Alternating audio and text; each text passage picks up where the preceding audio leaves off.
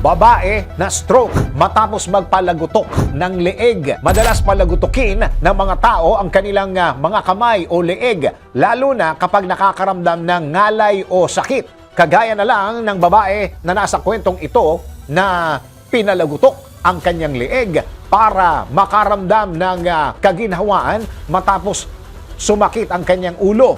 Pero ang akala niyang ginhawa ay napalitan ng pagdurusa matapos siyang ma-stroke.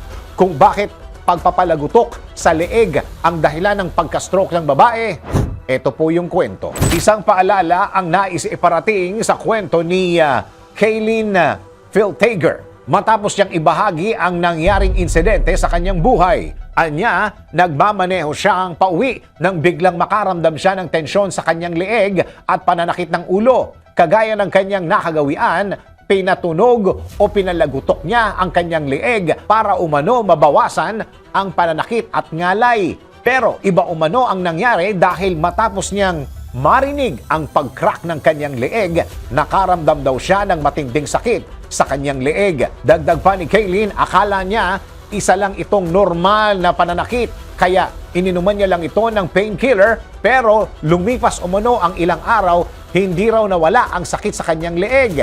Pagkalipas ng 5 araw, habang nagme-make-up si Kaylin, bigla na lang daw may nakakabulag na ilaw ang nag-flash sa kanyang kanang mata hanggang sa mawalan siya ng paningin sa loob ng 15 minuto.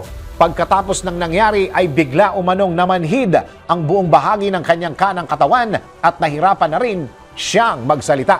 Agad siyang isinugod sa ospital ng kanyang asawa, kaya nadiskubre nilang na-stroke siya at nagkaroon ng vertebral artery dissection o pagkapunit ng ugat sa leeg dulot ng puwersa ng pagpapalagutok. Naging dahilan ito para magkaroon siya ng blood clot sa kanyang utak na nagresulta ng kanyang stroke. Mabuti na lang at mabilis na na-dissolve ang blood clot kaya hindi na kinailangang operahan si Kaylin. Kaya naman, nagbigay ng payo si Kaylin sa mga taong mahilig magpalagutok ng kanilang leeg na huwag basta-basta itong gawin dahil sensitibong bahagi ng katawan ng leeg kaya maaari itong magdulot ng stroke. Ikaw, ititigil mo na ba ang pagpapalagutok ng leeg o itutuloy mo pa rin pero lagutok responsibly?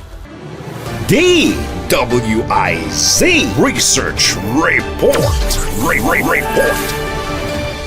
Thank you for watching. Tuloy lang ang panonood at pakikinig ng tamang balita sa DWIZ News, DWIZ News FM Regional, DWIZ News TV, Aliw Channel 23 nationwide.